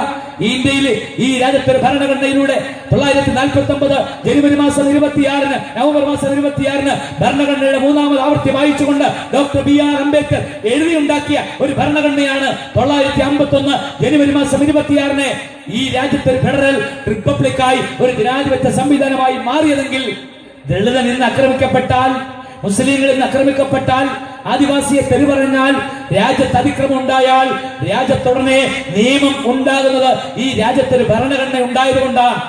ഒരു ഭരണഘടന ഉണ്ടായതുകൊണ്ടാ. ആ ഭരണഘടന ഉള്ളിടത്തോളം കാലം ഈ രാജ്യത്ത് സംഘപരിവാരങ്ങളുടെ ഒന്നും ഈ രാജ്യത്ത് വിലപ്പോകില്ല. അത് ഞങ്ങൾ അനുവദിച്ചു കൊടുക്കുകയുമില്ല. ഈ രാജ്യത്ത് വാളെടുത്തുകൊണ്ട്, തോക്കെടുത്തുകൊണ്ട് വിധ്വംസക പ്രവർത്തനങ്ങൾ ചെയ്യുന്ന പാർട്ടിയല്ല സോഷ്യൽ ഡെമോക്രാറ്റിക് പാർട്ടി. വാളെടുക്കുന്നവനോട്, തോക്കെടുക്കുന്നവനോട് അത് പാടില്ല, ഈ രാജ്യം ഭരണഘടന അനുശാസിക്കുന്നില്ല എന്ന് പറയുന്ന പാർട്ടിയാണ് സോഷ്യൽ ഡെമോക്രാറ്റിക് പാർട്ടി. ഞാൻ പറഞ്ഞത് 1951-ലാണ് ഇതൊരു ജനാധിപത്യ രാജ്യമായി മാറുന്നത്. അതിനു മുമ്പ് ഈ രാജ്യം ഭരിച്ചിരുന്ന, ഈ രാജ്യം നിലനിന്നിരുന്ന ഏറ്റവും വലിയ ഭരണഘടന അത് മനുസ്മൃതിയായിരുന്നു. ആ മനുസ്മൃതിയിലേക്കാണ് ഈ രാജ്യത്തെ സംഘപരിവാരങ്ങൾ കൊണ്ടുപോകുന്നത്. അതുകൊണ്ടാണ് തിരുവനന്തപുരത്ത് അവിടെ സത്യാഗ്രഹം ഇരിക്കുന്നു രശ്മി നായർക്കെതിരെ. പക്ഷെ രോഹിത് വെമുല, ആ രോഹിത് വെമുല ആക്ട് നടപ്പിലാക്കണം എന്ന് 1 വർഷമായ ഇന്ത്യയിലെ ദളിതരുടെ ആവശ്യം ഇന്ത്യയിലെ ഒരു സംഘപരിവാര നേതാവും, എന്തിന് നരേന്ദ്രമോദിയും ഇതുവരെ ചെവിക്കൊണ്ടില്ല. ഒരു ചെറുപ്പക്കാരൻ വിജേന്ദ്രൻ മധ്യപ്രദേശ്, ഹരിയാനയിൽ അദ്ദേഹത്തിന്റെ 2 പിഞ്ചോമന മക്കളെ സ്വന്തം വീട്ടിൽ ടെക്നിക്കലിയാക്കി ജാതി കുശുമ്പിന്റെ പേരിൽ സംഘപരിവാരങ്ങൾ നിഷ്ഠുരമായി കൊല ചെയ്യപ്പെടുമ്പോൾ ഇന്ത്യയുടെ പ്രധാനമന്ത്രി എന്തുകൊണ്ട് മിണ്ടുന്നില്ല എന്ന് കേരളത്തിലെ ഇന്ത്യയിലെ പത്രപ്രവർത്തകർ ചോദിച്ചപ്പോൾ VK സിംഗ് എന്ന മന്ത്രി പറഞ്ഞത്, ഈ രാജ്യത്ത് കൊടിച്ചിപ്പട്ടികളായി തെരുവുകളിൽ അലയുന്ന പട്ടികൾ, ആ പട്ടികൾക്ക് മറുപടി പറയേണ്ട ആളല്ല ഇന്ത്യയുടെ പ്രധാനമന്ത്രി. മുഹമ്മദ് അഖലാഖിനെ തല്ലിക്കൊന്നു, നിങ്ങൾ കാണുന്നില്ലേ? നിങ്ങൾ കണ്ടതാണല്ലോ. പശുവിറച്ചി കഴിച്ചു എന്ന വ്യാജ നിർമ്മിതി ഉണ്ടാക്കിക്കൊണ്ട് മുസ്ലിങ്ങൾ മാത്രമല്ല, ദളിതർ മാത്രമല്ല, പുരോഗമനകാരികളായ എഴുത്തുകാരായ കൽബുർഗിയെയും അതേപോലെ തന്നെ പൻസാരയും അടക്കമുള്ള വിപ്ലവകാരികളെയും തോക്കിൻ മുനയിൽ ജീവിതം അവർ പിടിച്ചു വാങ്ങി. ഈ രാജ്യത്ത് 2.5 വർഷമായി ഇരുതല മൂർച്ചയുള്ള ഒരു വാളുമായി നരേന്ദ്രമോദി ഓടിക്കൊണ്ടിരിക്കുന്നു. പക്ഷേ അനുവദിച്ചു കൊടുക്കയില്ല നമ്മൾ. അതേ രീതിയിലാണ് ഈ രാജ്യത്ത് ഇരട്ടത്താപ്പുമായി കേരളത്തിലെ ഇടതുപക്ഷവും മുന്നോട്ട് വരുന്നത്. അതുകൊണ്ടാണ് നവംബർ മാസം 19-ാം തീയതി ഇവിടെ ഒരു കൊലപാതകം ഉണ്ടായപ്പോൾ അത് പ്രാദേശികമായ കുടുംബ വഴക്കാണെന്ന് ആദ്യം പറയുന്നു, രണ്ടാമത് പറയുന്നു ഇവിടുത്തെ പ്രാദേശികമായ പ്രശ്നമാണ്, അതിലൊന്നും നമ്മൾ ഇടപെടണ്ട എന്ന് പറഞ്ഞ് മാറി നിന്നവർ. പക്ഷെ നിലമ്പൂർ കാടുകളിൽ ഏകപക്ഷീയമായി ഏറ്റുമുട്ടൽ കൊലക്കേസുണ്ടായി. 2 മാവോയിസ്റ്റുകൾ എന്ന പേരിൽ 2 പേരെ കേരളത്തിന്റെ പോലീസ് തണ്ടർകൊട്ട് വെടിവെച്ച് വന്നപ്പോൾ അതിന് കിട്ടിയ പ്രാധാന്യം പോലും കൊടിഞ്ഞിയിലെ ഈ കൂട്ടക്കുരുതിക്ക്, ഈ കൊലപാതകത്തിന് ഉണ്ടായില്ല എന്ന് നിങ്ങൾ മനസ്സിലാക്കണം. അതും കേരളത്തിൽ എന്താണ് ശൂന്യതയിൽ വിലയം പ്രാപിക്കുമായിരുന്നു. കേരളത്തിൽ പിണറായി വിചാരിച്ചു കേരളത്തിൽ നിശബ്ദമായി മുന്നോട്ട് പോകാമെന്ന്. പക്ഷെ ആ പ്രശ്നത്തിൽ പോലും ഇടപെട്ടത്, ആ പ്രശ്നത്തിൽ പോലും ആ 2 പേരുടെ മൃതശരീരം പോസ്റ്റ്മോർട്ടം ചെയ്തുകൊണ്ട് മാന്യമായി അത് സംസ്കരിക്കണമെന്ന് ആവശ്യപ്പെട്ടുകൊണ്ട് കോഴിക്കോട് മെഡിക്കൽ കോളേജിന് മുന്നിൽ അവിടെ പോയി കുത്തിയിരുന്നത് സോഷ്യൽ ഡെമോക്രാറ്റിക് പാർട്ടി ട്രേഡ് യൂണിയന്റെ നേതാവ് സഖാവ് A. വാസുവാണ്. സോഷ്യൽ ഡെമോക്രാറ്റിക് പാർട്ടിയുടെ സന്തത സഹചാരിയായ യൂണിയന്റെ നേതാവ്. എന്തെല്ലാം വഴക്കുകളാണ് കണ്ടത്. നിങ്ങൾ മനസ്സിലാക്കണം, കേരളത്തിൽ നരേന്ദ്രമോദിക്ക് പഠിക്കുക മാത്രമല്ല, ഇസ്രത് ജഹാൻ കേസടക്കം അമിത്ഷായുടെ കുറ്റവിമുക്തനാക്കിക്കൊണ്ട്, അല്ലെങ്കിൽ നരേന്ദ്രമോദിയെ കുറ്റവിമുക്തനാക്കിയ ഒരു കാലഘട്ടത്തിൽ NIA മേധാവിയായിരുന്ന ഒരാൾ കേരളത്തിന് DGP ആയി വരുമ്പോൾ ന്യായമായും കേരളത്തിൽ നമ്മൾ സംശയിച്ചു. കേരളത്തിൽ നരേന്ദ്രമോദി ചുമത്തപ്പെട്ട നിയോഗിക്ക ഒരാളാണ് കേരളം ഭരിക്കുന്നത്, പിണറായി വിജയനോടൊപ്പം ഇരിക്കുന്നത്. അത് അക്ഷരം പ്രതി ശരിയാണെന്ന നിലയിൽ കേരളത്തിൽ എല്ലാവർക്കുമെതിരെ UAPA അല്ലെ. മലപ്പുറത്ത് വന്നിട്ട് ഒരു ഗോപാലകൃഷ്ണ മേനോൻ പറയുന്നു, പന്നി പറ്റി പെരുകുന്നത് പോലെ മുസ്ലിം സ്ത്രീകൾ പെരുകുന്നത് കൊണ്ടാണ് മുസ്ലിം ലീഗിന് കൂടുതൽ MPമാർ MLAമാരുടെ ഉണ്ടാകുന്നത്. ആരാ പ്രതികരിച്ചത്? ആ നിമിഷം തെരുവിലിറങ്ങിയ പാർട്ടിയാണ് സോഷ്യൽ ഡെമോക്രാറ്റിക് പാർട്ടി. കേരളത്തിൽ എല്ലായിടത്തും കേരളത്തിൽ തെരുവിലിറങ്ങിയ പാർട്ടിയാണ്. ശശികല വിഷം മാത്രം പ്രസംഗിച്ചുകൊണ്ട് വിഷം ചീറ്റിക്കൊണ്ട് നടന്ന ഒരു പ്രാസംഗിക നിങ്ങൾക്കറിയാം. പക്ഷേ ശംസുദ്ദീൻ പാലത്തിന്റെ പ്രശ്നമുണ്ടായി. കേരളത്തിലെ ഒരു മതപ്രബോധകൻ, അദ്ദേഹത്തിന്റെ പ്രസംഗത്തെ നമ്മൾ ന്യായീകരിക്കുന്നില്ല. പക്ഷെ അതുണ്ടായപ്പോൾ പിണറായി വിജയൻ, ഇടതുപക്ഷം അദ്ദേഹത്തിനെതിരെ UAPA. കേരളത്തിൽ എത്ര ആൾക്കാരെതിരെ UAPA? കഴിഞ്ഞ ഗവൺമെന്റ് തെരഞ്ഞെടുപ്പ് ബഹിഷ്കരിക്കണമെന്ന് ആഹ്വാനം ചെയ്തു എന്ന് പറഞ്ഞുകൊണ്ട് ഗൗരി എന്ന ആദിവാസി പെണ്ണിനെ അങ്ങ് പേരാവൂർ കണ്ണൂരിൽ ജയിലിലടച്ചു 19 മാസം. 75 വയസ്സുകാരനായ വന്ധ്യവയോധികൻ അങ്ങ് വെള്ളമുണ്ടയിലുള്ള വയനാട്ടിലുള്ള ചാത്തു എന്ന ആദിവാസിയെ ജയിലിലടച്ചു. കേരളത്തിലെ ലീഗ് പറഞ്ഞു, കേരളത്തിലെ ലീഗ് മന്ത്രിസഭയിൽ ഇരിക്കുമ്പോൾ കുഞ്ഞാലിക്കുട്ടിയും 5 മന്ത്രിമാരായും കേരളത്തിൽ തേരാപ്പാര കാറിൽ കറങ്ങി നടക്കുമ്പോഴാണ് വയനാട്ടിലെ ആദിവാസി 2 പേർ, ഒരു 3 വയസ്സുകാരൻ കുഞ്ഞുമായി ഗൗരി എന്ന ആദിവാസി ജയിലിൽ കിടന്നത്. വിയ്യൂർ സെൻട്രൽ ജയിലിൽ. കണ്ണൂരിൽ നിന്നുമുള്ള ആ പെൺകുട്ടി തൃശൂർ ജയിലിലാണ് കിടന്നത്. കേരളത്തിൽ അന്ന് UAPക്കെതിരെ ഒരക്ഷരം മിണ്ടിയില്ല കേരളത്തിന്റെ മുസ്ലിം ലീഗ്. കഴിഞ്ഞ മാർച്ച് മാസം 2015-16 തെരഞ്ഞെടുപ്പിന് മുമ്പ്, അതിനുശേഷം എത്ര പേർക്കെതിരെ നിങ്ങൾക്കറിയാം. കേരളത്തിന്റെ വിശദാംശങ്ങളിലേക്ക് പോകുന്നില്ല. മഞ്ചേരിയിൽ തന്നെ സത്യസരണി എന്ന് പറയുന്ന ഒരു സ്ഥാപനത്തിനെതിരെ ഞങ്ങൾ ഇത് പൊളിച്ചു കളയും എന്ന് പറഞ്ഞുകൊണ്ട് മാർച്ച് പ്രഖ്യാപിച്ചുകൊണ്ട് RSSകാർ അവിടെ തമ്പടിച്ചല്ലോ. എത്ര മുസ്ലിം ലീഗാരാ അവിടെ പോയി പ്രതിരോധ ചെങ്ങല തീർത്തത്? എപ്പോഴും എന്താ മനുഷ്യ ചങ്ങല പിടിക്കുന്ന DYFകാരൻ എത്ര പേര് പോയി? പക്ഷേ ആൺകുട്ടികൾ പ്രതിരോധ സമരം ഉയർത്തിക്കൊണ്ട് അവിടെ പ്രതിരോധിച്ചപ്പോൾ തോറ്റ് തുന്നമ്പാടി പിൻവാങ്ങേണ്ടി വന്നു.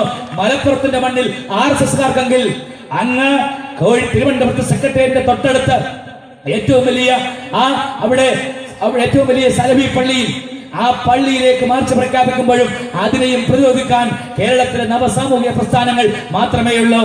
എന്താ കാര്യം? ഞങ്ങൾ കുറച്ച് ആൾക്കാർ UAP പ്രകാരം ജയിലിൽ കിടക്കുന്നുണ്ട്, ഞങ്ങളുടെ പ്രവർത്തകർ നടക്കുന്നുണ്ട്. ഞങ്ങൾക്ക് ഇതൊന്നും പുത്തരിയല്ല. പക്ഷെ UAP ഇല്ലാത്ത, ഭീകര നിയമങ്ങൾ ഇല്ലാത്ത, ഭരണഘടന മാത്രമുള്ള എല്ലാവരും തുല്യരായ ഒരു വലിയ സാമൂഹിക നീതിക്കുള്ള പോരാട്ടത്തിന് വേണ്ടിയാണ് ഞങ്ങൾ ജയിലിലേക്ക് പോകുന്നത്. ഏതെങ്കിലും സ്ത്രീകളെ പീഡിപ്പിച്ചിട്ടോ ആരെങ്കിലും കൊന്നിട്ടോ അല്ലെങ്കിൽ രാഷ്ട്രീയ എതിരാളികളുടെ നെഞ്ചത്ത് തൊഴിച്ചിട്ടോ ഒന്നുമല്ല. ഞാൻ പറഞ്ഞത് കേരളത്തിൽ UAPA എങ്ങനെ പ്രയോഗിച്ചുകൊണ്ടിരിക്കുന്നു. കേരളത്തിൽ ലീഗ് ഭരിക്കുമ്പോൾ, കോൺഗ്രസ് ഭരിക്കുമ്പോൾ, എന്നിട്ട് ഇടതുപക്ഷം വരുന്നു, ഇടതുപക്ഷം വന്നിട്ടും അതങ്ങ് തുടങ്ങുകയാണ്. അന്താരാഷ്ട്ര വധശിക്ഷക്കെതിരെയുള്ള അന്താരാഷ്ട്ര സെമിനാറിൽ പോയ MA ബേബിയുടെ പാർട്ടി അല്ലേ ഇന്ത്യയിലെ വധശിക്ഷ അത് ആധുനിക സമൂഹത്തിന് ചേർന്നതല്ല എന്ന പ്രബന്ധം എഴുതി PhD വാങ്ങിച്ച DYFAക്കാരന്റെ പാർട്ടി കേരളത്തിൽ, ഇന്ത്യയിൽ, ഈ രാജ്യത്ത് വധശിക്ഷയ്ക്ക് അനുകൂലമെന്ന് മാത്രമല്ല ഭീകര നിയമങ്ങൾക്ക് അനുകൂലമായി തീരുമാനം എടുക്കുന്ന ഘട്ടമുണ്ടായി. നിലമ്പൂർ കാടുകളിൽ വ്യാജ ഏറ്റുമുട്ടലിൽ 2 പേർ മരിച്ചപ്പോൾ അത് ഉത്തരേന്ത്യൻ മാതൃകയിലുള്ള കൊലപാതകമാണ് എന്ന് പറഞ്ഞുകൊണ്ട് കേരളത്തിൽ സോഷ്യൽ ഡെമോക്രാറ്റിക് പാർട്ടി തെളിവിറങ്ങി. അന്നാണ് അങ്ങ് തൃശ്ശൂരുകാരൻ മുണ്ടൂർ രാവുണ്ണി പോരാട്ടം എന്ന സംഘടനയുടെ നേതാവ് കോഴിക്കോട് മെഡിക്കൽ കോളേജിൽ 26 നവംബർ മാസം 26 കുപ്പു ദേവരാജിന്റെ ശവശരീരം പോസ്റ്റ്മോർട്ടം ചെയ്യുന്നത് കാണാൻ വന്നു. അവിടെ നിന്ന് അങ്ങ് പിടിച്ചോണ്ടുപോയി അങ്ങ് കണ്ണൂർ ജയിലിലേക്ക്. എന്താ കേസ്? 6 മാസം മുമ്പ് കേരളത്തിൽ തെരഞ്ഞെടുപ്പ് ബഹിഷ്കരിക്കണം എന്ന് പറയുന്ന പോസ്റ്റർ എഴുതിയതാ. ആരാ പരാതിക്കാർ? കോഴിക്കോട്ടെ RSSകാർ. എന്താ പരാതി? ഇവിടെ SDPയുമായി ചേർന്നുകൊണ്ട് കേരളത്തിൽ നക്സലൈറ്റുകളും മാവോയിസ്റ്റുകളും SDPക്കാരോട് ചേർന്നുകൊണ്ട് ഒന്നിച്ച് നീങ്ങുന്നു. ആരാ കേസെടുത്തത്? Kozhikode police city commissioner. ആരുടെ പ്രകാരം? RSSകാരൻ പരാതി പറയുന്ന പ്രകാരം. RSSകാരന് എവിടെയെങ്കിലും ഒരു പോസ്റ്റ് കാർഡിൽ എഴുതി ഒരു പരാതി ഇട്ടാൽ DGP UAPA എടുക്കുക. അന്താരാഷ്ട്ര സിനിമ നിങ്ങൾക്കറിയാം, ഫിലിം ഫെസ്റ്റിവൽ തിരുവനന്തപുരത്ത് ദേശീയ ഗാനം പാടിയില്ല എന്ന് പറഞ്ഞുകൊണ്ട്, പാടിയപ്പോൾ എഴുന്നേറ്റില്ല എന്ന് പറഞ്ഞുകൊണ്ട് 4 പേരെ അറസ്റ്റ് ചെയ്തുകൊണ്ട് പോകുന്നു. ആരാ പരാതിക്കാർ? യുവമോർച്ചക്കാർ, RSSകാർ. അമൽ സി ചാവറ കരുനാഗപ്പള്ളിക്കാരൻ കോഴിക്കോട് വന്ന കരുനാഗപ്പള്ളി പോലീസ് 12 മണിക്കൂർ ചോദ്യം ചെയ്തു. എന്താ കാര്യം? അദ്ദേഹം ഒരു നോവൽ ഭാഗത്തിൽ എന്തോ എഴുതി പോലും എന്ന് പറഞ്ഞാൽ എടുത്തു നിർത്തണം. രജീഷ് കൊല്ലംകണ്ടി പോളിടെക്നിക്കിലെ ജീവനക്കാരൻ. എന്താ കാര്യം?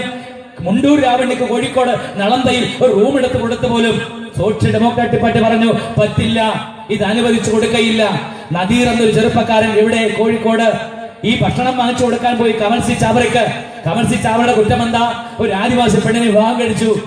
ആദിവാസി വിവാഹം കഴിക്കുമോ എന്ന് ചോദിച്ചുകൊണ്ടാണ് നട്ടലിന് ചവിട്ടുന്നത് കേരളത്തിന്റെ പോലീസ്, പിണറായിയുടെ പോലീസ്. ഞാൻ പറഞ്ഞത് കേരളത്തിൽ RSSകാർ കൊടുക്കുന്ന പരാതിയല്ല, അത് UAPA ആക്ട് ഇട്ടുകൊണ്ട് അല്ലെങ്കിൽ 124A ആക്ട് ഇട്ടുകൊണ്ട് രാജ്യദ്രോഹ കുറ്റം ആക്ട് ഇട്ടുകൊണ്ട് കേരളത്തിൽ ജയിലിലടക്കാം എന്ന് കരുതുമ്പോഴാണ് കേരളത്തിൽ ഏറ്റവും ശക്തമായ പ്രക്ഷോഭമായി സോഷ്യൽ ഡെമോക്രാറ്റിക് പാർട്ടി വന്നത്. ഇന്ത്യയിലെമ്പാടും RSSകാരെയും സംഘപരിവാരങ്ങളും മുന്നോട്ട് വെക്കുന്ന ആശയങ്ങൾക്ക് ഏറ്റവും ശക്തമായി പിന്തുണ കൊടുക്കുന്ന രാഷ്ട്രീയ പ്രസ്ഥാനങ്ങളായി ഇവർ മാറുമ്പോൾ അത് പറ്റില്ല എന്ന് പറഞ്ഞുകൊണ്ട് കേരളത്തിൽ ഏറ്റവും ശക്തമായി നിൽക്കുന്ന ഒരു പാർട്ടിയായി SDP ഉണ്ട്.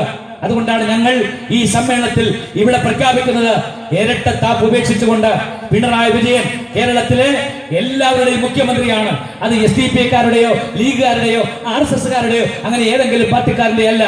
ജനാധിപത്യപരമായി കേരളത്തിലെ എല്ലാവരുടെയും പാർട്ടിക്കാരുടെ മുഖ്യമന്ത്രി, എല്ലാ ജനവിഭാഗങ്ങളെയും തുല്യരായി കാണുന്ന ഒരു മുഖ്യമന്ത്രി കേരളത്തിൽ നാളെ കേരളം ഭരിക്കുന്നെങ്കിൽ കേരളത്തിൽ നഷ്ടപരിഹാരം എന്ന് പറഞ്ഞാൽ കീഴ്വഴക്കം, നിങ്ങൾ ഉണ്ടാക്കിയ ഒരു കീഴ്വഴക്കത്തിന്റെ ഫലമായി അനാഥമാക്കപ്പെട്ടു പോയ ഫൈസലിന്റെ കുടുംബത്തിന്, അല്ലെങ്കിൽ 3 പിഞ്ചു കുഞ്ഞുങ്ങൾ ഭാവിയെ നോക്കി ചോദ്യചിഹ്നമായി നിൽക്കുന്ന ഈ വേളയിൽ ആ കുടുംബത്തിന് നഷ്ടപരിഹാരം പ്രഖ്യാപിക്കാനുള്ള ഇച്ഛാശക്തി കേരളത്തിന്റെ ഭരണകൂടത്തിൽ ഉണ്ടാകണം എന്നാണ് ഈ സമ്മേളനത്തിലൂടെ സോഷ്യൽ ഡെമോക്രാറ്റിക് പാർട്ടി മുന്നോട്ട് വെക്കുന്നത്.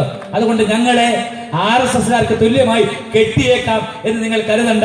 നിങ്ങൾക്കറിയാമോ, നെഹ്റു കാലഘട്ടം മുതൽ ഇന്ത്യയിൽ ഉയർന്നു വരുന്ന വലിയ ഒരു സംവാദമാണ് ന്യൂനപക്ഷ വർഗീയതയും ഭൂരിപക്ഷ വർഗീയതയും. മുസ്ലിം ലീഗ് പറയുന്നത് എന്താ? ഈ ഇടതുപക്ഷം പറയുന്നത് എന്താ? ന്യൂനപക്ഷ വർഗീയത എന്ന് പറയുന്നത് ഭൂരിപക്ഷ വർഗീയതയാണ്. ന്യൂനപക്ഷ വർഗീയത ഉയർത്തിപ്പിടിക്കുന്ന ഒരു പാർട്ടിയല്ല സോഷ്യൽ ഡെമോക്രാറ്റിക് പാർട്ടി. മുസ്ലിം ആകട്ടെ, രാജ്യത്തെ ദളിതനാകട്ടെ, ആദിവാസി ആകട്ടെ, ക്രൈസ്തവനാകട്ടെ, ഇവർക്കെല്ലാം തുല്യനീതി ഉറപ്പ് ചെയ്യണം എന്ന് പറയുന്ന പാർട്ടിയാ സോഷ്യൽ ഡെമോക്രാറ്റിക് പാർട്ടി. അല്ലാതെ RSSകാരുടെ 100 RSSകാരെ എടുത്താൽ അതിന്റെ നേതൃത്വത്തിൽ 99 പേരും ബ്രാഹ്മണ കുമാരന്മാരാ. ഈ രാജ്യത്തെ ആശാരിയോ മൂശാരിയോ കൊല്ലനോ തട്ടാനോ ഒന്നും അതിലില്ല. ഗൂഢാലോചനയിൽ, നൈരൂപീകരണ സമിതിയിൽ, ഉന്നതാധികാര സമിതിയിൽ അവരാണ് ഇരിക്കുന്നത്. അതുകൊണ്ടാണ് നരേന്ദ്രമോദി എന്നൊരു പിന്നോക്ക ജാതിക്കാരന്റെ പേരിൽ രാജ്യത്ത് അവർ അധികാരത്തിലേക്ക് വന്നത്. ആ സാഹചര്യം ഒന്നും ഞാൻ വിശദീകരിക്കാൻ ഉദ്ദേശിക്കുന്നില്ല. നരേന്ദ്രമോദി 2001 വരെ ഇന്ത്യയിൽ പിന്നോക്ക ജാതിക്കാരനായിരുന്നില്ല. ക്ഷത്രിയനായ മോഡ്ഗഞ്ച് എന്ന സമുദായത്തിൽ പിറന്നയാൾ 2001 BJP ഗുജറാത്തിൽ ഭരിക്കുമ്പോൾ ആ കമ്മ്യൂണിറ്റി മോഡിയുടെ സമുദായത്തെ പിന്നോക്ക ജാതിയിലേക്ക് OBC-യിലേക്ക് പരിവർത്തനപ്പെടുത്തുന്നു. എന്നിട്ട് പിന്നോക്ക ജാതിക്കാരനെ ഉയർത്തിപ്പിടിക്കുന്നു. എന്നെ ശ്രമിക്കുന്ന RSS-കാരായ അല്ലെങ്കിൽ ഈ രാജ്യത്തിലെ ഹൈന്ദവ സഹോദരങ്ങൾ, RSS-ൽ വിശ്വസിക്കാത്ത ഹൈന്ദവ സഹോദരങ്ങൾ, രാജ്യത്ത് എല്ലാ രാഷ്ട്രീയ പാർട്ടികളെയും നോക്കിക്കാണുന്ന ഹൈന്ദവ സഹോദരങ്ങൾ, മതന്യൂനപക്ഷങ്ങൾ, നിങ്ങൾ തിരിച്ചറിയണം, ഈ രാജ്യത്ത് വർഗീയമായ ഒരു അജണ്ടയുമായി മുന്നോട്ട് പോകുന്ന പാർട്ടിയല്ല സോഷ്യൽ ഡെമോക്രാറ്റിക് പാർട്ടി. ഈ രാജ്യത്ത് തുല്യതയ്ക്ക് വേണ്ടി ഭരണഘടന ഈ രാജ്യത്തെ വർഗീയതയെ നിഷേധിക്കുകയാണ്. 1 man 1 vote 1 value.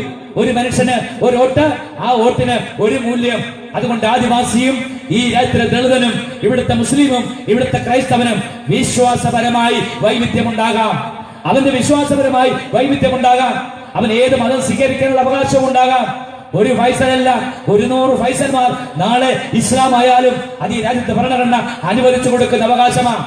അതേപോലെ തന്നെ മറ്റു മതങ്ങളിലേക്ക് പോകാനുള്ള, ക്രൈസ്തവനാകാനുള്ള, ഈഴ ഹൈന്ദവനാകാനുള്ള, പാഴ്സിയാകാനുള്ള എല്ലാ മതങ്ങളും ലോകത്തെ ഏത് മതവും സ്വീകരിക്കാനുള്ള അവകാശം ഇന്ത്യൻ ഭരണഘടന നമുക്ക് നൽകുന്നുണ്ട്. അത് അംഗീകരിക്കുന്ന പാർട്ടിയാണ് സോഷ്യൽ ഡെമോക്രാറ്റിക് പാർട്ടി. ഞാൻ ആദരവോടെ ഈ ദിവസം ഓർക്കുകയാണ്.